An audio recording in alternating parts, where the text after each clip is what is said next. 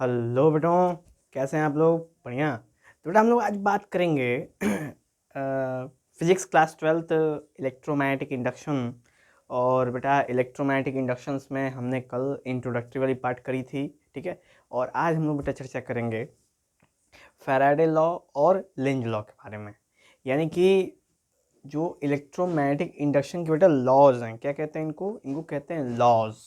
Laws of electromagnetic induction, laws of electromagnetic, क्योंकि electromagnetic inductions के जो प्रिंसिपल्स हैं, जो नियम्स हैं, वो क्या हैं, वो हमने आज बेटा आपके सामने यहाँ पे दिखाने हैं।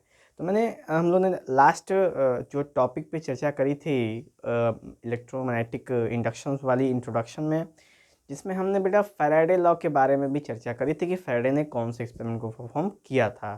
तो वो जो फैराडे ने एक्सपेरिमेंट परफॉर्म किया, उसी एक्सपेरिमेंट का निचोड़, उसी एक्सपेरिमेंट का बेटा समराइज तरीका है इलेक्ट्रोमैग्नेटिक इंडक्शन हमारा। क्योंकि फैराडे के उस एक्सपेरिमेंट से बहुत सारी चीज़ों का हमें पता चला, ठीक है।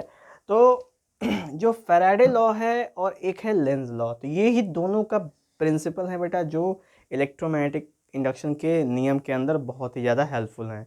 तो मैक्सिमम जगह हम इनका प्रयोग करेंगे और आज हम लोग इससे भी रूबरू हो जाएंगे कि आखिर ये चीज़ें हैं क्या। तो सबसे पहले बात करेंगे बेटा हम लोग इलेक्ट्रोमैग्नेटिक इंडक्शन का। यानी कि इलेक्ट्रिसिटी और मैग्नेटिज्म के वजह से जो इंडक्शन हो, इंडक्शन के अंदर ना इंड्यूस हो, यानी कि प्रेरित हो। यानी कि कहने का मतलब है बेटा कि मैग्नेट की वजह से इलेक्ट्रिसिटी प्रोड्यूस हो, यानी मैग्नेट की वजह से इलेक्ट्रिसिटी प्रोड्यूस हो, उसे कहते हैं हम लोग बेटा इलेक्ट्रोमैग्नेटिक इंडक्शन, ठीक है। ये बात हमेशा दिमाग में रखना कि इलेक्ट्रोमैग्नेटिक इंडक्शन में क्या होता है कि मैग्नेट की वजह से इलेक्ट्रिसिटी प्रोड्यूस होती है, उसे कहते हैं हम लोग इलेक्ट्रोमैग्नेटिक इंडक्शन, ठीक है। अभी बात करो बेटा, तो लॉज ऑफ इलेक्ट्रोमैग्नेटिक इंडक्शन में दो पार्ट हैं, एक है फैराडे, एक है लेंज। तो सबसे पहले हम फैराडे की बात करेंगे। तो फैराडे ने बेटा लॉज में दो नियम दिए थे, एक फैराडे का फर्स्ट लॉ, एक फैराडे का सेकंड लॉ। अगर एक चीज़ गौर करो बेटा, तो कुछ इसी तरह का कॉन्सेप्ट फैराडे ने इलेक्ट्रोकेमिस्ट्री में भी दे रखा है। यानी कि अगर आप क्लास 12th में हैं और केमिस्ट्री में चैप्टर 3 जो है बेटा इलेक्ट्रोकेमिस्ट्री, वहाँ पे भी आप फैराडे के नियम के बारे में जानेंगे, फैराडे के फर्स्ट लॉ, फैराडे का सेकेंड लॉ, तो आपको वहाँ पे जानकारी मिलेगी। लेकिन फैराडे ने बेटा फिजिक्स में भी बहुत अहम रोल अदा किया था। तो वो था कि फैराडे के लॉ में जो ईएमआई में वो फर्स्ट और सेकेंड दो लॉ दिए थे। उन्होंने कहा था क्या, उन्होंने कहा था कि magnetic flux link with close circuit, यानी कि जब भी एक क्लोज सर्किट है, जैसे ये बेटा ये क्लोज सर्किट है, और इस क्लोज सर्किट से जब हम मैग्नेटिक फील्ड को क्या करते हैं, लिंक करते हैं, क्या करते हैं, लिंक करते हैं, ठीक है बेटा। एन ईएमएफ इंड्यूस, तो इसके अंदर ईएमएफ होगा बेटा, इसके अंदर इलेक्ट्रोमोटिव फोर्स, यानी कि वोल्टेज का प्रोडक्शन होगा इसके अंदर, ठीक है। Last only as long flux take time changes takes time, यानी जब तक मैग्नेट का बेटा असर रहेगा इसके अंदर से, यानी जब तक मैग्नेटिक फ्लक्स का असर रहेगा इसके अंदर, तब तक बेटा इसके अंदर इंड्यूस ईएमएफ यानी ईएमएफ का स्थिरता बनी रहेगी। यानी जब तक, गौर करना बेटा, जब तक मैग्नेटिक फील्ड, जैसे मान चलो कि ये मैग्नेट है और ये हमारा कॉइल है, तो जब तक ये जो मैग्नेट है, मैग्नेट का जो फ्लक्स है, जब तक इसके कांटेक्ट में रहेगा, इस सर्किट के कांटेक्ट में, तब तक इसके अंदर ईएमएफ चलता रहेगा। जो ही इस सर्किट से वो बाहर हो जाएगा, यानी सर्किट से दूरियां बना लेगा, तो ही उसके अंदर से ईएमएफ की इंटेंसिटी क्या हो जाएगी बेटा, ख़त्म हो जाएगी। तो जो पहला लॉ है यही बोलता है कि जो भी मैग्नेटिक फ्लक्स किसी भी क्लोज सर्किट से लिंक है, तो वो तब तक क्या प्रोड्यूस करेगा, एक ईएमएफ प्रोड्यूस करेगा, जिसको हम लोग वोल्टेज भी कहते हैं। इलेक्ट्रोमोटिव फोर्स कहा जाता है बेटा, ठीक है, उसको वोल्टेज भी कहा जाता है। तो ये था फैराडे का पहला नियम जो उन्होंने बताया था कि भाई अगर किसी भी क्लोज सर्किट के आसपास आप मैग्नेटिक फ्लक्स के अंदर वेरिएशन करेंगे, यानी मैग्नेटिक फ्लक्स के अंदर चेंजिंग करेंगे, तो उस चेंज इन मैग्नेटिक फ्लक्स के वजह से क्या होगा, इसके अंदर ईएमएफ प्रोड्यूस होगा, ठीक है। और उस ईएमएफ को कहेंगे हम लोग इंड्यूस ईएमएफ, क्या कहेंगे उसको, इंड्यूस ईएमएफ कहेंगे। और इस पूरे फिनोमेना को हम कहते हैं बेटा इलेक्ट्रोमैग्नेटिक इंडक्शन, ठीक है। तो ये था सीन बेटा तीनों के लिए केस कि रूल नंबर 1 कहता क्या है। अब अगर रूल नंबर 2 की चर्चा करें हम लोग, तो रूल नंबर 2 क्या है कि फैराडे का सेकेंड लॉ क्या बोलता है कि EMF is equal to d∅dt, यानी जो EMF है उसका वो है आपका d∅dt। तो यहाँ पे हमने मॉड में बेटा इस EMF को अंदर पुट करके रखा है। मॉड बताता है हमें मैग्नीट्यूड, क्या बताता है मॉडुलस। हमेशा किसी भी आप यूनिट के जब मॉडुलस निकालते हो तो वो बताता है कि आप उसके मैग्नीट्यूड के बारे में चर्चा कर रहे हो, क्योंकि बेटा क्लास 11th में आपने जरूर जाना होगा वेक्टर्स और स्केलर्स कंपोनेंट्स के अंदर कि जब भी हम मॉड लगाते हैं किसी यूनिट्स के पास तो हम ये दर्शाते हैं कि हम उसकी एग्जैक्ट वैल्यू निकालने की कोशिश कर रहे हैं, क्योंकि वेक्टर कंपोनेंट्स वो होते हैं जिसमें मैग्नीट्यूड भी होता है और डायरेक्शन भी होता है।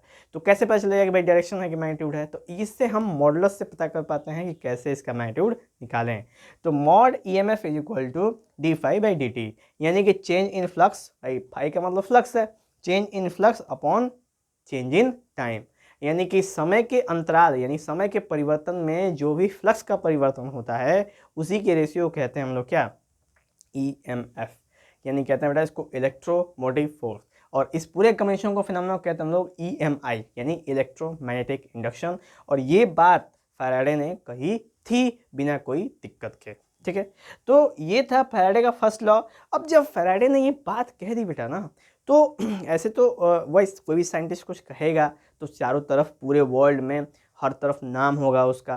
तभी उसी नाम गांव और शोहरत के बीच में एक और साइंटिस्ट जिनका नाम था लेंज, ठीक है बेटा। लेंज ने क्या करा, लेंज ने कहा, देखा जब इस फॉर्मूले को देखा उन्होंने कि E is equal to d∅dt, तो उन्होंने कहा कि यार ये तो निकाल लोगे कि कितनी मैग्नीट्यूड यानी कि कितना EMF प्रोड्यूस हो रहा है इसके अंदर से, लेकिन ये कैसे पता करोगे किस डायरेक्शन में प्रोड्यूस हो रहा है, डायरेक्शन क्या है प्रोडक्शन का। तो ये जो डायरेक्शन पता करने के लिए लेंज ने अपना एक नियम लगाया और वहीं से लेंज को भी इस लॉ में क्या कर लिया गया बेटा, इंक्लूड कर लिया गया।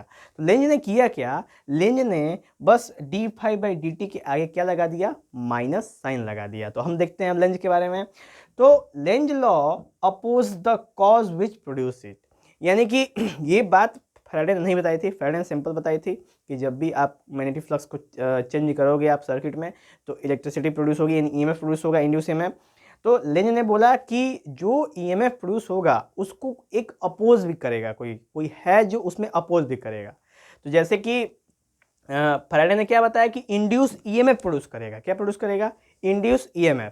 तो लेंज ने बात की इंड्यूस करंट की, ठीक है बेटा। लेंज ने किसकी बात करी, इंड्यूस करंट की बात की। क्यों, क्योंकि EMF यानी वोल्टेज और करंट दोनों एक दूसरे के परस्पर प्रतिभागी यानी कि साथी हैं एक कंडक्टर के अंदर। ये दोनों होंगे तभी तो हमें एक वैल्यूएबल अमाउंट की इंटेंसिटी ऑफ इलेक्ट्रिसिटी और पोटेंशियल कम हमको मिल पाएगी, नहीं तो नहीं मिल पाएगी।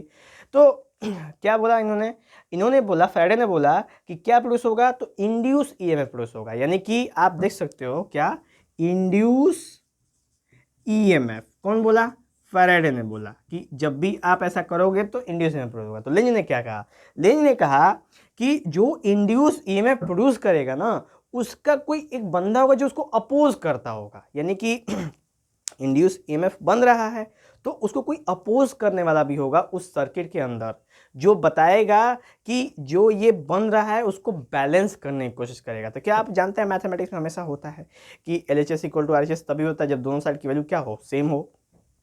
तो ये जो इंड्यूस EMF प्रोड्यूस हो रही है उसके अपोजिट साइड में तो कोई होगा, भाई कोई प्रोड्यूस कर रहा है तो कोई डिस्ट्रक्ट करने वाला यानी कोई अपोज करने वाला होगा। तो अपोजिशन में उन्होंने बोला कि इंड्यूस करंट ने क्या कर रहा है, इसको अपोज कर रहा है। तो यहाँ पे इन्होंने बोला लेंज ने, तो इंड्यूस EMF फैराडे और इंड्यूस करंट ने लेंज के बारे में बात करी और उन्होंने बताया कि जो भी इंड्यूस EMF है उसके कॉज को अपोज कर, यानी उसके होने को अपोज करने के लिए ही यहाँ पे उन्होंने नेगेटिव साइन लगा दी और ऐसे करके उन्होंने डायरेक्शन बताया कि इंड्यूस EMF का डायरेक्शन क्या होगा, ठीक है। तो क्या होगा इंड्यूस EMF का डायरेक्शन, तो हमेशा इंड्यूस करंट का अपोज करने वाला डायरेक्शन ही होगा इंड्यूस EMF का डायरेक्शन, क्योंकि दोनों आपस में क्या है बेटा, इंटर रिलेटेबल हैं, ठीक है। तो यहाँ से लेंज लॉ ने अपने बारे में अपने ज्ञान से बेटा EMI के अंदर एक बातें बताई। तो पहला फैराडे ने बताया तो इसके मैग्नीट्यूड पे चर्चा करी और दूसरा लेंज ने बताया तो इसके डायरेक्शन पे चर्चा करी उन्होंने कि डायरेक्शन क्या होगा उसका। तो फैराडे ने मैग्नीट्यूड बताया भाई कितना किलो होगा, 10 किलो, 20 किलो, 30 किलो, और लेंज ने बताया कि किस डायरेक्शन में होगा ये 10 किलो, 20 किलो, 30 किलो, ठीक है। तो वो दोनों ने मिलके इस रूल ऑफ EMI को फॉर्मेशन किया। तो जब दोनों ने ये बात बताई तो वहाँ से ये फॉर्मूला जो था बेटा इससे था बिना माइनस वाला, अब लेंज ने उसमें माइनस साइन लगा दिया और ये एक रिजल्टेंट फॉर्मूला हो गया EMI का। यानी इलेक्ट्रोमैग्नेटिक इंडक्शन का जो स्टैंडर्ड फॉर्मूला आया उस समय मार्केट में वो ये था कि EMF is equal to minus d∅dt, जहाँ पे d∅dt आपका मैग्नीट्यूड है और माइनस आपका डायरेक्शन। क्लियर। फिर आगे चल के हमने ये जाना कि जो कॉइलिंग हम करते हैं, जिस कॉइलिंग के आसपास से हम गुजारते हैं उस मैग्नेट को, तो जिसकी वजह से इंड्यूस EMF प्रोड्यूस होता है, वो नंबर ऑफ टर्न पे डिपेंड करता है। कहने का मतलब ये है कि आप एक बार खाली कॉइल ऐसे घुमा के लाए और उसमें से केवल मैग्नेट पास कराए तो उसमें कुछ और EMF प्रोड्यूस होगा। आपने 100 कॉइल ऐसे लपेटा और फिर उसके अंदर से मैग्नेटिक फील्ड मैग्नेट को पास कराएंगे तो भाई कुछ और भी प्रोड्यूस होगा, इंटेंसिटी हाई हो सकती है। तो उसके लिए उन्होंने लगाया E is equal to minus N d∅dt, यानी नंबर ऑफ टर्न पे EMF डायरेक्टली डिपेंड करता है।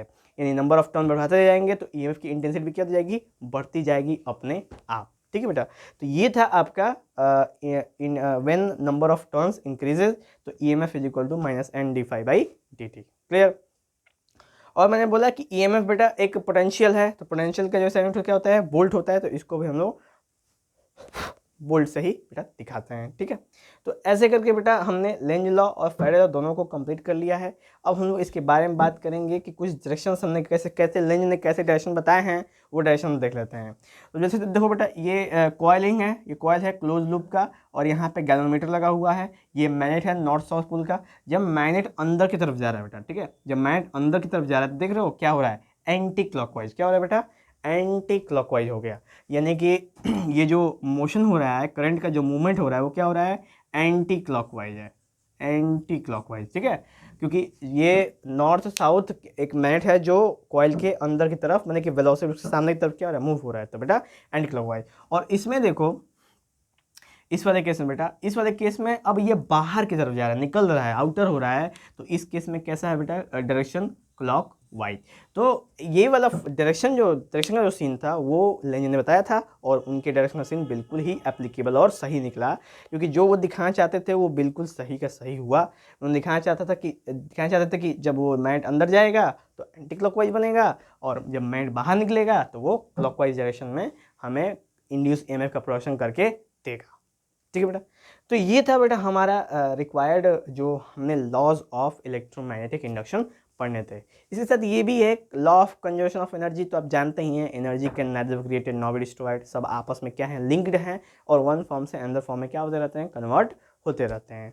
तो ये था बेटा रिक्वायर्ड हमारा लॉज ऑफ इलेक्ट्रोमैग्नेटिक इंडक्शन और ये हो जाता है समाप्त। बेटा मिलेंगे हम लोग नेक्स्ट एपिसोड में इमोशनल EMF के साथ और भी कुछ नई नई बातों को लेके। चलते हैं। जय हिंद।